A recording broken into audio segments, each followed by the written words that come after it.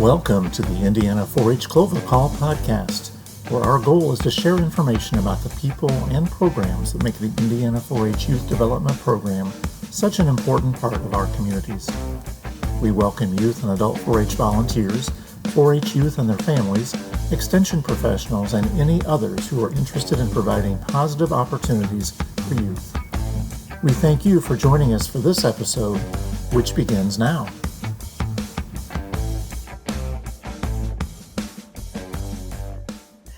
Well, welcome to another edition of Clover Call. This month, we're talking about doing more with your youth in livestock. So how can we keep them involved by offering leadership and some educational opportunities throughout the year?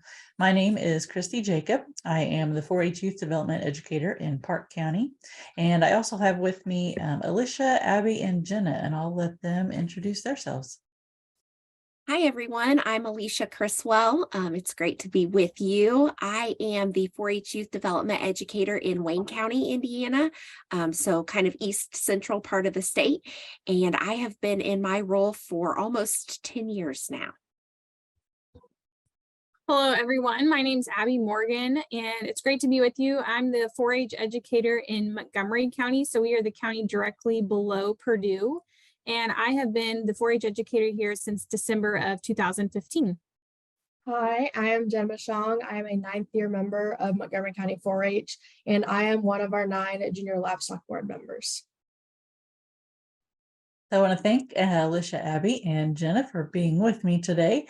So let's jump right in and talk about leadership opportunities that you might see in some counties across the state of Indiana, something that they're offering to their youth and their livestock exhibitors. It may be called different things depending on where you're at, but really what we're talking about is using these youth as mentors throughout the year, more of in a leadership role in their county. So Abby, I'm going to start with you. So you have a junior livestock board. Tell me about what type of skills these youth develop and really a little bit more about what that program is. Yeah, so our junior livestock board started in 2021. I actually took partial of the idea from Nebraska from a poster that was presented during National 4-H Conference. And really what we're trying to teach these youth is leadership skills, communication, teamwork, being a positive role model.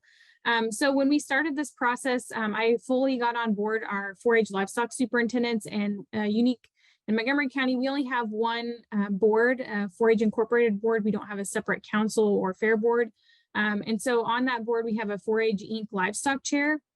And he's the communication piece between our livestock superintendents and the board. And so he is also involved with the junior livestock board. When we first started, these youth were hand selected from each superintendent. So we had a representation from each species.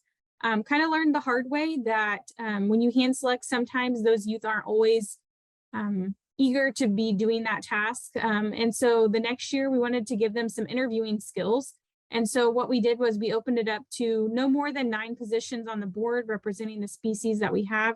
And we didn't limit it to species. So if we don't have any, for example, if we don't have any applicants that represent the sheep barn, then we don't go out searching for one. We want the applicants that are eager to participate, eager to learn, eager to build those skills. And so what we do is we have them fill out an application and they sit down with the 4-H livestock superintendents, myself, and the 4-H Inc. livestock chair and do an interview. So giving those communication skills, giving them those interview skills, even if they were on the board the previous year, they still come back in for an interview. And that's always good to get their perspective too on what they thought went well the previous year, what they'd like to improve upon, and what skills that they thought they learned within that year. So for our junior livestock board, their main event that they plan is they do an all species showmanship clinic in June. So this is for, we actually opened it up last year to the entire state and to come and learn from other experts in the livestock species fields. And the junior board really is the communication piece. They find the guest speakers, they find other 4-H members to help, they provide the equipment, they find who is going to be teaching. Other things that they do is set up individual type species workshops. So if you are representative of the swine barn, you show swine, then you might be interested in working with that superintendent to have a swine nutrition clinic. But that varies from species to species. So we have some of our junior livestock board members, many of them show beef, and so they might work together to put on a beef workshop. Same thing goes for all the other species as well. They also assist with livestock check-ins during the fair. They assist with our auction. They really serve as a positive role model for youth. And they try to plan some fun things too throughout the fair to kind of engage all of our 4-H members. So for example, this year they're doing a pancake breakfast the Sunday of the fair, and it's a free event for any 4-Hers to come and eat some free pancakes, meet the Junior Livestock Board. And they really help as needed throughout the fair. They help with all the shows. They help announce. They really just help with whatever is needed of them. And then we try to, again, promote community service, that service learning. And so this year they're partnering with Farm Credit Mid-America to do a Stock the Trailer food drive during the fair. So they're going to try to take in as many food items as they possibly can during the fair and donate back to our local food pantries. So that's just a little bit about our program. And we, like I said, it started in 2021. Each year we learn a little bit more and tweak it to make it a little bit better. And so I think we're getting to the point where we really like what we're offering our youth. Well, it really sounds like a great program there in Montgomery County. Sounds like they kind of work together to develop what types of workshops or events that they would like to plan, and really some great skills that are coming out of this. But I heard you really talk about leadership and mentorship. Would you say there are other skills that they're developing also through this experience? Yeah, so responsibility. So they are responsible for planning all these events. The livestock superintendents, myself and the chair, we're really just a facilitator and advisor, but we rely on them to take the initiative and the responsibility to find guest speakers, to set up workshops, to make sure buildings are reserved for workshops.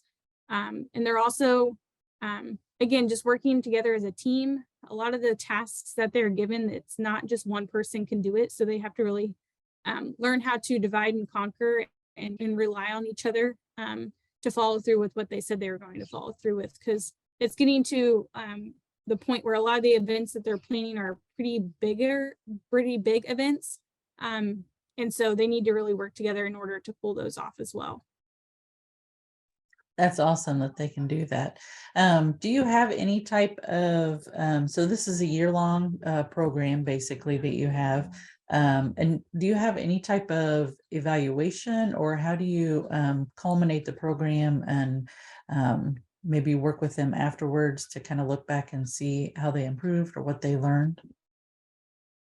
Yeah, so as I said earlier, they're selected annually. So we always tell our current board members, just because you won a spot this year doesn't mean that you get a spot next year. So it's almost harder to come back because it's like a year-long interview process.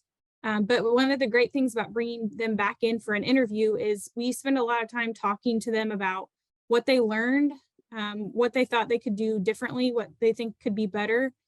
What are some things that would make the program better? So after the 2021 year, we learned from some of our board members that they wanted more time to get together with their fellow board members. So now they meet monthly. And we also learned that they wanted to get the application out during the fair. So it used to be the application was in the winter. And so since then we've switched it, and they help advertise it during the fair. So that way they can talk with their peers and really encourage other people to apply. Because we want it to be something that they strive to be on the Junior Livestock Board. And so that's why we're we never take more than 9, and it's an application and interview process. So not everyone gets selected. So that's kind of how we evaluate. It's really just by asking the youth, like, what went well, what did not go well, what would you like to do differently? So, and they're pretty honest with their answers. And so that's really good about informing the program and making it better the next year. Well, what a great way to kind of evaluate the program and keep continuing it. Now, Alicia, you have a similar program in Wayne County. Can you tell me a little bit more about it? Sure. So it is very similar to what Abby does. We actually call our program the Wayne County 4-H Livestock Ambassadors. And it's a little bit different than Abby's program in that it's a little bit broader. Our kids are selected by either their barn superintendent or extension office staff to participate. We've got 9 species that are represented in Wayne County 4-H that are included. So I have anywhere usually from 30 to 40 youth involved in the program, and they represent all 9 of those species. And they do very similar things. They help their barn superintendents with kind of those annual activities related to weigh in and check in at the fair and those types of things, running the show. But then they also help with any workshops that might be needed when we get phone calls from families who might be new in a project, who may need some guidance or some mentorship. I oftentimes kind of assign one of those youth who are involved as an ambassador to directly work with that family. And so it's been a really great way to involve our kids who are what I call livestock experts, right? They're experts in the species that they represent, and get them more involved in the program and sort of hone in and, utilize those leadership skills that those kiddos possess. And that's actually how my program got started. We actually began in 2019. So this will be the 5th year of the Livestock Ambassador Program in Wayne County. And I noticed that while our junior leader program in the 4-H, Wayne County 4-H was growing, we were sort of missing that demographic of youth who were heavily involved in livestock. And I think that they just sort of felt like it was a club where they just didn't quite fit. And so the Livestock Ambassadors was really born out of that need to hone in on those youth who possessed those particular types of skills, and really utilize and empower those youth. What a great way to keep those youth involved too, by giving some really focuses on the skills that they have. So what type of training do you have to help prepare these youth to be on your as a livestock ambassador? So each year, regardless of whether or not a youth has participated in the past, they do a 2-year train or a 2-hour training related to positive youth development, what that looks like. We do a little bit of ages and stages and meeting families where they're at. So we talk about, while the youth who are ambassadors may be experts, in the species that they represent, a lot of our new families who are just getting started, need help with the very basics. So what that looks like and how they may guide and direct those youth. We also talk about the importance of integrity, of confidentiality within the program, because those youth, because of their role, their leadership role, may be privy to information or situations that we may not necessarily want everyone privy to. So we talk about the importance of maintaining those, confidential conversations and information. We also talk about being good role models and what that looks like. We do some team building activities. It's a really fun 2 hours that usually goes way too fast. I bet. And it sounds like they're getting a lot from those trainings also, not just the experience of, stepping into a leadership role, but also some of the skills that you're teaching them hands-on. What are your other goals that you see for these youth as part of the program? So it's been really rewarding to watch these youth sort of grow in their role. A lot of times if they start as an ambassador, in late middle school or early high school, they kind of struggle to figure out where they fit. And by the time, now that we're in 5 years of the program, watching them sort of grow, into upper high school and ready to tenure out of the program, it's been really neat to see them grow and to see their confidence improve from year to year in the program, and to sort of watch them take not only families who are younger or newer to the project that they represent under their wing, but the newer or younger livestock ambassadors. So kind of directing them and helping them figure out what their roles are. So just the culture that they help to create within the barns. They do a great job. My beef kids are one. I had a group of ambassadors a couple years ago who decided to go onto the 4-H mall or shop4h.com, and they bought like a bunch of $1 and $2 items, and they like staged all of these competitions within the beef barn, all kinds of random things. Some of them related to the beef project, some of them like not related at all. And they would give away these like $1, $2 items, and the kids were like fighting over this stuff. It was unbelievable, like how they were like coming together to try to win these competitions that the livestock ambassadors had created. So just, that sense of family, the positive culture that they help to create, and just the soft skills that they learn, not only the leadership skills, but like Abby mentioned, the senses of responsibility and punctuality, and ensuring, that when they start a job, the job gets done. So just lots of different skill development that we get to see through their time in this program. That's awesome that they took that initiative and felt that they could take that step out and, do something new, especially with those beef kids. So is there anything else that you want to add that they do throughout the year, maybe besides putting on workshops or anything else that your youth do? Like I said, they do a really great job. We have a good sized traditional 4-H program here in Wayne County, and it's such, that I can't be everywhere all the time, and I'm certainly not an expert in all of these different species, that we represent in 4-H. And so it's so wonderful when, a rabbit family reaches out to me with a question that I'm not sure of the answer, and I could turn to somebody, maybe at the state office or another one of my colleagues or coworkers, but to be able to pair a youth and kind of utilize, the teens as teachers model and connect them with an older, livestock member. There's so many win-wins there, to watch those older members mentor the younger members, share their knowledge, but also watch that younger member, through that interaction, make the decision that they want to strive to be like that older member and be a livestock ambassador when they get older and, further along into the program. So it's really neat to just watch the kids develop and grow. I love that confidence that you're building also in those youth. So speaking of which, we're going to switch over to Jenna. And Jenna, tell me a little bit about your experience in the program and maybe what you've learned or the skills that you've developed from being on the Junior Livestock Board. So throughout this program, I'd say the biggest thing I've learned is that everybody has to work together in order to accomplish something. So like our overall showmanship clinic, for example, we all have to work together to get all the species ready and put together and put on this great clinic for all 4-H members around. Because if we don't, like if someone doesn't do their part, then everything seems to not go well. Some other things is that like over the months of being in our meetings, we've gotten closer and we're more like a team and a family. The more that we get together and plan things, it seems like the more we get, the better we do in those things. And we tend to plan more each year. So like last year, we had only like a few clinics, but like this year, we're going to have like a swine nutrition clinic. We're going to have a beef grooming clinic in addition to our overall showmanship clinic. That's great. As we go through life and even just through the 4-H program, we learn that, teamwork and being reliable is an important skill to have.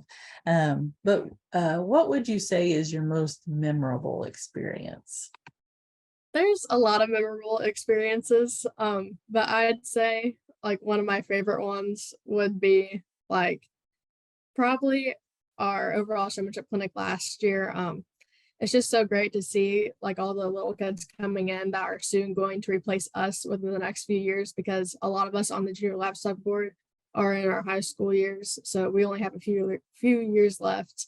So we're seeing the future of 4-H, and we're getting to help teach them and coach them in what they're doing and helping them succeed. I love that. That's great. So kind of working with our youth that are in the livestock programs, we do have a couple of other educational opportunities that we wanted to talk about also. So we offer career development events across the state, and these are contests basically in different areas that are focused on different subjects. So a couple of those really do focus on some of the skills that youth and livestock might gain, and the knowledge also. So Abby, I'm going to have you talk a little bit about what livestock judging is, and what they might be doing there, and what they might see if they participate in those. Yes, so livestock judging is an opportunity for youth to get together as either individuals or teams, and they evaluate so many classes of livestock. So they're using kind of those critical thinking skills to analyze and evaluate a class, and the class size is usually 4. And so they're evaluating those and placing them based off of a number of factors given in that class. And then they're also, at the conclusion of that, they're giving a set of reasons to some judges. So certain classes are selected for reasons. And so the youth get to practice their communication skills and need to get in front of a judge and state what they placed their class and why they placed their class that way, and show kind of the evaluation that they did in placing their class a certain way, and being confident in that placing, and being confident in the reasons why they placed it that way. So you could kind of say that if they went to this event and they saw a class of 4 beef, that they're acting as the judge in placing animals. Okay. And then whenever you talk about whenever they give their reasons, they're just explaining why they placed the animals the way they did. Correct. And the classes that are typically offered, you'll have 2 beef classes. One will be heifers, and usually that's like a breeding class. One will be market steers. And then you'll also have a class of lambs. So you'll have usually breeding ewes, and then you'll have a class of market lambs. And then you usually have a class of breeding does, so goats as well. And then you also have your 2 swine classes. So you'll have a market class, and then you also have a breeding class. And we have other judges, like official judges, that place the classes.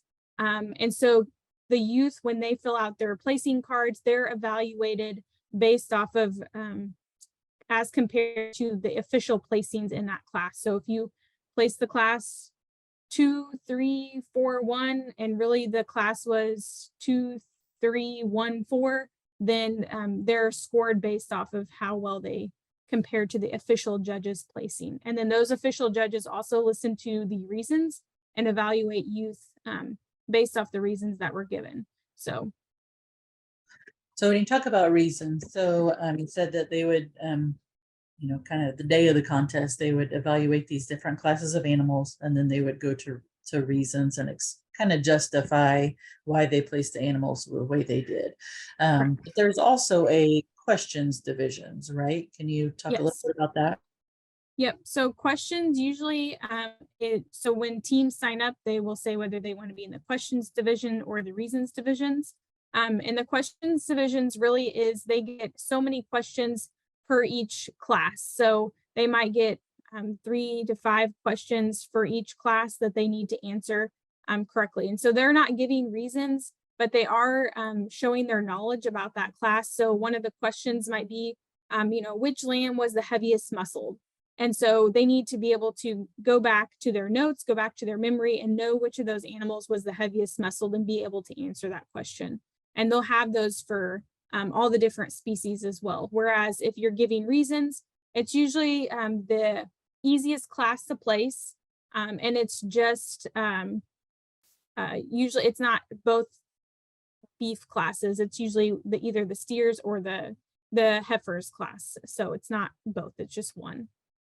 Okay, and I know that contest is usually held, usually we have some area contests in mid to late April, and then there's a state contest also.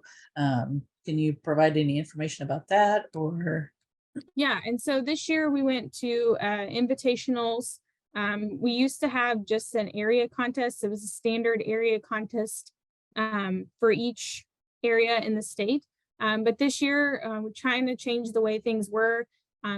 I believe the state contest, correct me if I'm wrong, is open to anyone to participate in, whereas before you had to qualify at the area level to participate at the state level. But now we're seen a lot more open invitationals across the state. So I know for our area 9, which was where we are at, our invitational is April 18th. And so what that means is anyone from any team or individual from across the state can participate. They don't have to just be in area 9. So if teams wanted, they could get more opportunities to go out and practice and hit up a bunch of these invitationals. Whereas before, if it was strictly an area contest, only teams in that area could participate. So it really started to create a lot more opportunities for youth to get out there and get a wide variety of experiences before they actually go on and compete at the state level. Right. And so area 5, which is kind of the west central side of the state, we have an invitational on Friday, April 21st. So there is more information, and we can provide that website. So if you're interested in getting involved in that, you can find some more information. Another kind of livestock education contest is called the Livestock Skill-a-Thon, or you just might hear it called the Skill-a-Thon, but very similar in that there's some area contests. And I'm going to let Alicia talk a little bit about what you might see there and what kind of things you might learn by participating in that contest. Yeah, so I really like the Livestock Skill-a-Thon because it sort of takes the whole idea of livestock or animal husbandry and gives youth opportunities to compete in different areas related to livestock husbandry, which I think is really great. So the Livestock Skill-a-Thon is typically held in the fall, as opposed to the livestock judging contest, which is in the spring.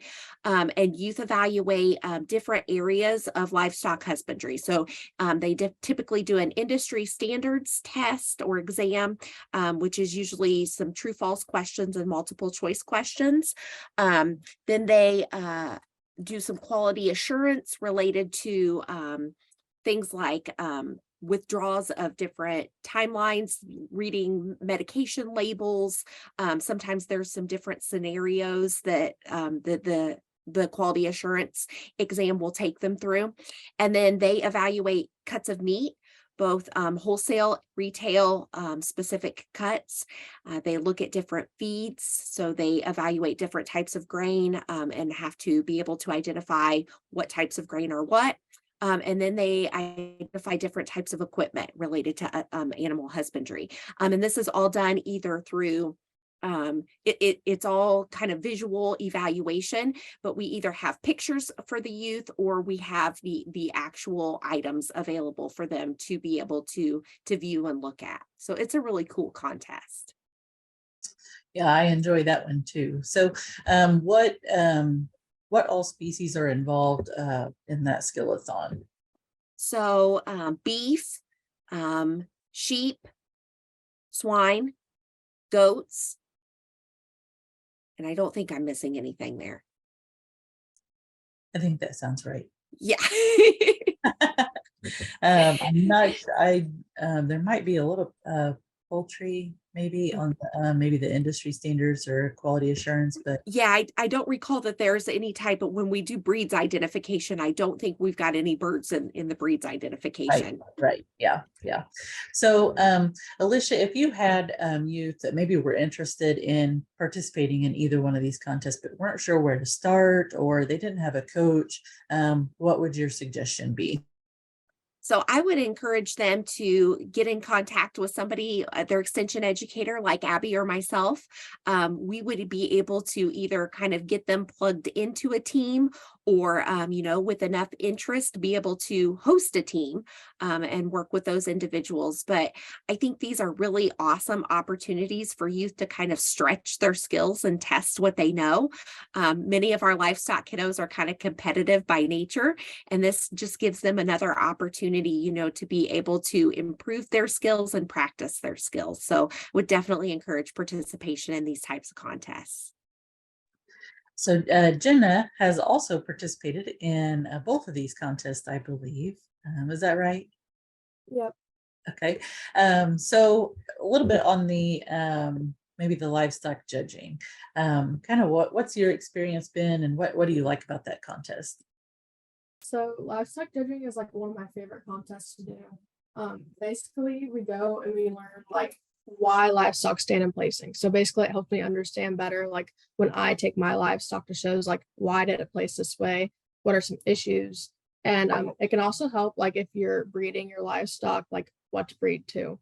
So say you have a heifer and it's short bodied, you can breed to a longer bodied bull and fix that issue easily.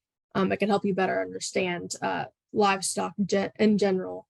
One of my favorite things about it is that you get very close with your team overall, and everybody has their strengths and weaknesses. And like it seems like we always fill in the gaps there. Say one of our teammates isn't really good at goats, but then we have another one that's really good at goats, then that kind of fills in that right there. So we kind of balance each other out too. That's great that you can do that. I'm sure also in your preparation for this, you talked about whenever you're talking about like animal husbandry and how you kind of perfect your animal or why they place the same way. But it also probably helps if you're out purchasing animals, what to look for and how to evaluate them. Is that right? Yeah, definitely. So it has helped me overall to be able to buy better livestock to show. I'm very competitive. I show, well, this year I'm showing sheep, cattle, well, beef cattle, dairy cattle, boar goats, horses. So I go out and buy a lot of livestock each year. So it really helps me to find what I can get for a good deal out there and really not spend a lot of money on overpriced animals that may not be worth spending a lot on. Good. So you've also participated in a livestock skill-a-thon also. So maybe talk a little bit about what you've learned from that contest. So livestock skill-a-thon overall, we learn like everything about livestock basically. There's a meat side of it where we learn like where all the cuts of meats come from. So like I'll go home for dinner, I'll be like, oh, this comes from the rib. And I can just identify random things when I'm eating at restaurants too. We also learn like sometimes we for the state contest we practice judging the meats too. So like I can just go to Kroger and look at meats and say, oh, we don't want to eat that. That's not good. We could have a better option there. So overall it helps with like life skills and you can control like what you're taking in. You also learn about livestock equipment. So what these things would do. So some people that we have on our teams, they come in having like no knowledge at all, and then they leave learning all these new things. Like they learn how to castrate animals. They also learn like how to trim their hooves, just because that's the general things we have to go over for the contest because we have to identify those tools used. We also have to identify breeds, which we look at some of the older breeds that you would have seen like years ago, because like a lot of the cattle we see in livestock skill-a-thon have their original colors, whereas now they bred them to where they're mostly all black, or they're like Charolais. They're still the same color, but we'll see how like livestock have changed over time. Every once in a while, they'll throw in a picture of a modern time livestock breed. So like for cattle, sometimes that is where it gets our little gets us thinking a lot because it doesn't, they all look the same right now, but yeah. Make it a little bit more challenging for you. Yeah. I'm sure you also learn a little bit about the different characteristics that different breeds bring, and how kind of combining the two, you can kind of work to increase what maybe your animal is lacking by looking at different breeds also. So again, I want to thank that's about all the questions I have, but I want to thank Alicia, Abby, and Jenna for joining me today. And again, if you have any questions about either the two contests, the livestock judging or Skill-a-Thon, reach out to your 4-H educator. I'm sure they can help you either get involved with a team or just get you involved with a contest if you'd like that. You don't necessarily have to have a team. You could be an individual for these contests. So, or if you're interested in maybe getting a livestock advisory board or livestock ambassador program started in your county, and how you can kind of step into a leadership role as a youth in your barn. You can always find out more about the 4-H program by visiting extension.purdue.edu and clicking on the 4-H Youth tab. So thank you again for joining us, and take care. Interested in learning more about Indiana 4-H? We invite you to visit our website, extension.purdue.edu/4H, or contact your local Purdue Extension office and ask for the 4-H Youth Development Extension Educator. Be sure to subscribe to this podcast so you won't miss an episode. We look forward to joining you again on the next Indiana 4-H Clover Call.